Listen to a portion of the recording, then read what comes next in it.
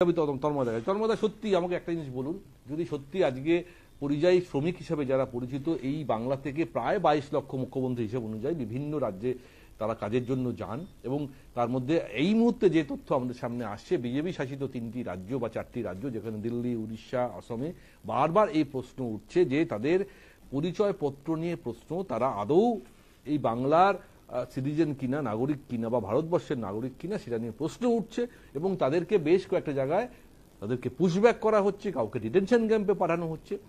সত্যি যদি এটা ঠিক হয়, আমি বলছি এটা আমাদের ভারতের বা দেশের সার্বভৌমত্ব বা নিরাপত্তার জন্য অত্যন্ত চিন্তার বিষয়।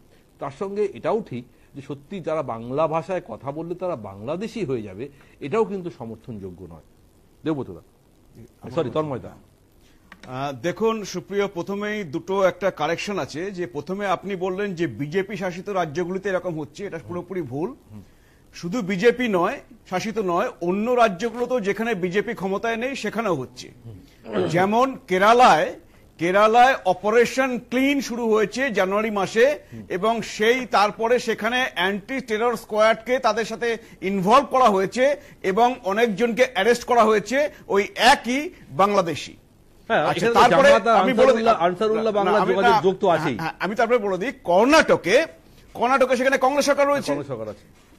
এই সাম্প্রতিককালে 7 মাস আগে ডিসেম্বর মাসে 2024-এ ওখানের অ্যাসেম্বলিতে কর্ণাটকের হোম মিনিস্টার পরমেশ্বর বললেন যে কর্ণাটক সরকার রিসেন্টলি 159 জন বাংলাদেশি এবং 24 জন পাকিস্তানি ন্যাশনালকে ধরেছে।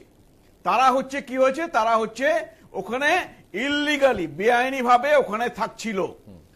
এবং তা শুধু নয়, কর্ণাটক সরকার একটা টাস্ক ফোর্স তৈরি করেছে যে এই কাজগুলো করার জন্য, যে বেআইনি ভাবে যারা রয়েছে বাংলাদেশিরা বা পাকিস্তানি হলেও তাদেরকে চিহ্নিতকরণ করার জন্য এবং ডিপোর্ট করার জন্য। আচ্ছা, এটা হলো তাহলে কংগ্রেস সরকার। আচ্ছা, তারপরে আপনি চলে আসুন তামিলনাড়ু। সেখানে কে আছে? ওই ইন্ডিজোটারি আছে, ডিএমকে সরকার। আজকে তামিলনাড়ুতে সেখানে তথ্য বলছে যে 2022 সাল থেকে 364 জনকে তারা সেখানে স্পেশাল টাস্ক ফোর্স তৈরি করেছে, বাংলাদেশিদের সেখানে ধরেছে।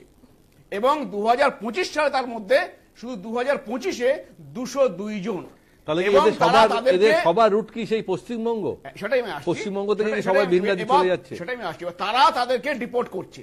তাহলে এটা ঠিক না যে বিজেপি শাসিত রাজ্যে হচ্ছে, অন্য রাজ্য তো হচ্ছে যেখানে বিজেপি নেই। রাজ্যের মুখ্যমন্ত্রী সে অভিযোগটা করছে না, সেটা উনি বলুন। এবার দ্বিতীয়ত আমি আপনাকে বলছি যে আপনি যেটা বললেন যে বিরোধী দলনেতা বলছে এ রাজ্যের ডেমোগ্রাফি চেঞ্জ করে দিয়েছে। এটা বিরোধী দলনেতা শুধু বলছেন না, এটা হচ্ছে আজকে তৃণমূলের নেত্রী দ্বিচারিতা করছেন, এটা তার বক্তব্য।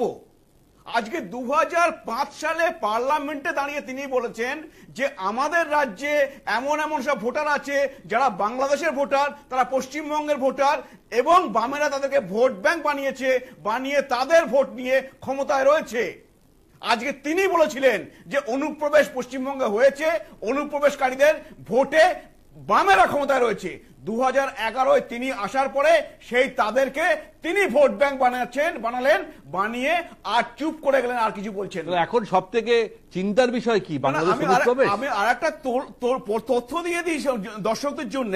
2004 সালে পার্লামেন্টে দাঁড়িয়ে তখনকার এমওএস হোম মিনিস্ট্রি বলেছিলেন যে 1,20,00,000 বাংলাদেশি ভারতবর্ষে রয়েছে, আর কিরেন রিজিজু 2016 সালে সেই ফিগারটা বলেছিলেন 2 কোটি। তাহলে আপনি এবার বলুন যে অনুপ্রবেশের সমস্যা রয়েছে আমাদের রাজ্যে। এবার বাংলা ভাষা বললে তার মানে তিনি হতে পারেন ভারতীয় বা পশ্চিমবঙ্গের ভারতীয় বাঙালি, তিনি হতে পারেন বাংলাদেশি বাঙালি। তাহলে এই রাজ্যগুলো যেগুলো করছে তারা বাংলাদেশি বাঙালি খুঁজে বার করছে, এবং তারা একবারও কেউ বলছে না যে পশ্চিমবঙ্গের ভারতবাসী ভারতীয় বাঙালি আমরা খুঁজছি। তাহলে আপনি বলছেন যে কখনো কখনো আপনাদের অসমের মুখ্যমন্ত্রী হিমন্ত বিশ্ব শর্মা যেভাবে বলেছেন তাতে কিন্তু বাঙালিদের কথাই বারবার উঠে আসছে, কারণ বাংলা বললেই আমাদের বুঝতে সুবিধা হবে তিনি কোথাকার। তিনি তার ক্লারিফিকেশন নিজেই দিয়েছেন। তিনি বলেছেন যে তিনি একবারও ভারতীয় বাঙালিদের কথা বলেননি।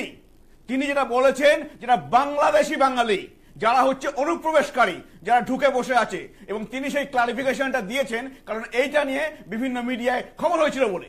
এবং এইটা তাহলে তিনি দেখছেন, এখানে দেখছেন যে যেহেতু তৃণমূলে কি আমাদের এখানে কি হয় যে কোনোভাবে বর্ডার থেকে ক্রস করে ঢুকতে পারলে এবার এই বারাসাতে যেমন জাকির দাদা আছে ওইরকম তৃণমূলের অনেক জাকির দাদা বিভিন্ন জায়গায় আছে, তারা ভোটার আইডি আধার কার্ড বানিয়ে দিয়ে তাদেরকে ভোটার লিস্টে নাম তুলে দেয়। এবার তারপরে কি হয় শুনুন সুপ্রিয়, এবার তারা তো প্রত্যেকে পশ্চিমবঙ্গে চাকরি পায় না, পশ্চিমবঙ্গে অত চাকরি নেই, তারা তখন যেতে হয় অন্য রাজ্যে পরিযায়ী শ্রমিক হিসাবে তারা কাজ করে। এবার সেখানে গিয়ে কাজ করলে আপনি বলতে পারেন সেখানকার রাজ্য কেন সেটা সহ্য করবে দিনের পর দিন?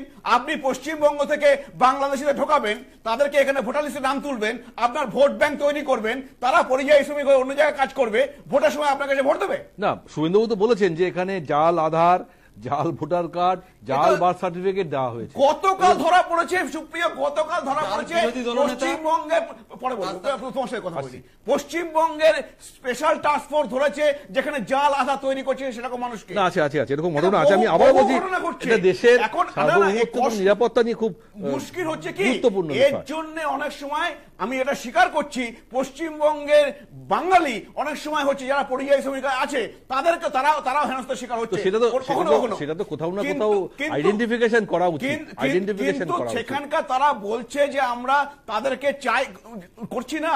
আজকে উড়িষ্যা যাদেরকে প্রথমে নিয়ে যাওয়া হয়েছিল ধরে মানে কি আইডি দেখার জন্য তাদেরকে যত্ন করে রেখে দেওয়া হয়েছিল, তারপরে আইডি চেক করে অধিকাংশকে তাদের ছেড়ে দেওয়া হয়েছে।